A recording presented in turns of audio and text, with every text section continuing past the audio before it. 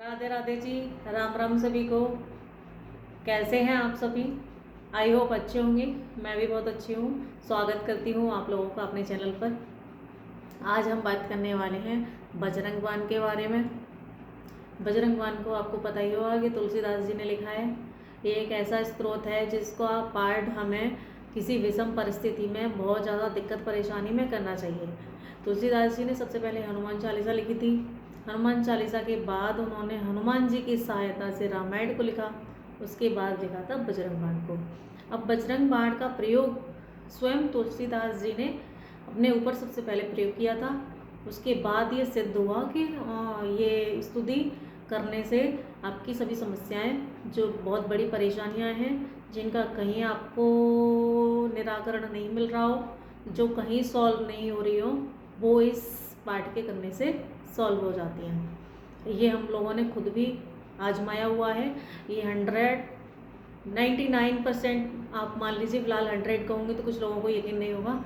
वो करने के बाद पता चलेगा। आप भी करके देखिएगा, आपको बहुत मज़ा आएगा और बहुत अच्छा पाठ है। इसको करने से बहुत बेहतरीन रिजल्ट मिलते हैं। हम लोगों ने किया हुआ है। तो बजरंग बाण का पाठ अनायास ही नहीं करना चाहिए।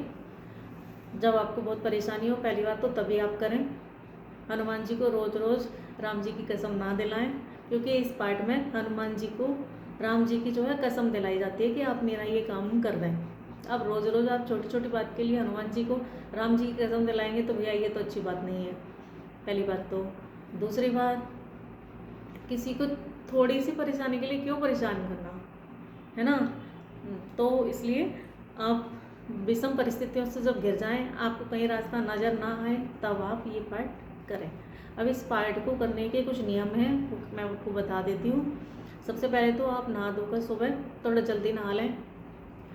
11 या 21 बार ये पाठ करने का नियम होता है। अगर आप 11 दिन करते हैं लगातार इस पाठ को, तो आपका काम सिद्ध जरूर होगा। अगर आपकी समस्या थोड़ी ज़्यादा बड़ी है तो थोड़ा टाइम भी लग सकता है।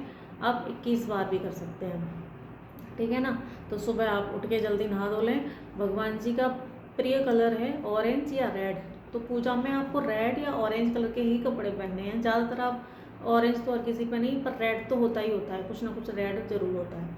तो रेड कलर के कपड़े पहन लें।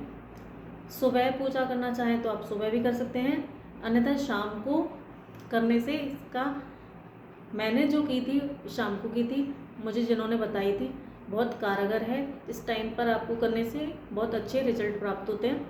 आप शाम के टाइम करिएगा, मेरे हिसाब से तो ज़्यादा अच्छा होगा। तो शाम के टाइम आपको क्या करना है, जैसे अगर पूजा 8 बजे कर रहे हैं तो आपको 8 बजे करनी है। अगर आप पूजा करते हैं 9 बजे, तो मतलब आपको 9 बजे ही का टाइम चूज़ करना है। एक कोई टाइम आप निर्धारित कर लीजिए, उसी टाइम पे आपको पूजा पर बैठना है। शनिवार से या मंगलवार से स्टार्ट करना होता है। अगर आप मंगलवार से स्टार्ट कर रहे हैं तो आप पहला दिन जब पूजा करने बैठेंगे, पहले तो एक पटा ले लीजिए। पाटे पे एक रेड कलर का रुमाल बिछा लीजिए। उस पर हनुमान जी का कोई विग्रह रख लीजिए। अगर आपके पास प्रतिमा है तो प्रतिमा रख लीजिए। सबसे पहले वो आता है ऑरेंज कलर का, जो सिंदूर हनुमान जी को हम चढ़ाते हैं ना, वो तो आप वो ले लीजिएगा, हनुमान जी के चरणों में चढ़ा दीजिए और थोड़ा सा टीका अपने मस्तक पे लगा लीजिए। दीपक जलाइए, दीपक जला करके रख लीजिए। 2 लोटे या 2 छोटे छोटे गिलास आप ले लीजिए, उनमें पानी भरना है, भर के भगवान जी के सामने रख देने हैं। बर्तन कोरा हो तो ज़्यादा अच्छा है, अगर नहीं है तो नॉर्मल भी रख सकते हैं, पर एक गिलास जो आप हनुमान जी के लिए स्पेशल रखेंगे वो शायद कोरा ही होना चाहिए मेरे हिसाब से। तो बाकी आप लोगों के ऊपर है, आप जैसा चाहें वैसा कर सकते हैं। एक प्रसाद ले लीजिए, थोड़ा सा कोई भी आपको जो पसंद हो वो रख लीजिए, आपके पास जो अवेलेबल हो। नहीं तो गुड़ या शक्कर तो सबके पास ही होता है, तो आप वो रख लीजिएगा कटोरी में। अब आप सबसे पहले हनुमान जी की एक बुक आती है, ये छोटी सी, इसमें दे रखा होता है सीक्वेंस वाइज, लाइन वाइज दिया है कि पहले तो हनुमान चालीसा दे रखी है, तो हनुमान चालीसा पढ़ेंगे। उसके बाद दे रखा है संकट मोचन हनुमान अष्टक, ये देखिए, ये रहा संकट मोचन हनुमान अष्टक। फिर इसका पाठ करेंगे। इसके बाद में दे रखा है बजरंग बाण, ये देखिए, ये दे रखा है बजरंग बाण। तो सबसे पहले आपको हनुमान चालीसा पढ़नी है, हनुमान चालीसा के बाद हनुमान अष्टक, फिर बजरंग बाण। सारी चीज़ें आपको एक एक बार पढ़ लेनी है। उसके बाद बजरंग बाण को आपको 11 बार पढ़ना है, कम से कम 11 बार तो पढ़िएगा ही। उसके बाद में आरती करनी है।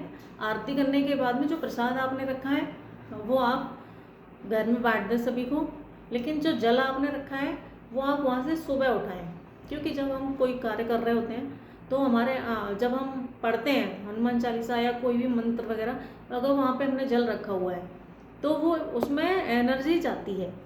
तो आप जिस किसी समस्या के लिए, जिस व्यक्ति विशेष के लिए आप पढ़ रहे हैं, तो वो जल एक तो आप उनको पिला दें 1 गिलास वाला। दूसरा जल आपको नहीं पीना है, वो तुलसी में या किसी भी पौधों में आप पानी को बाहर डाल दें।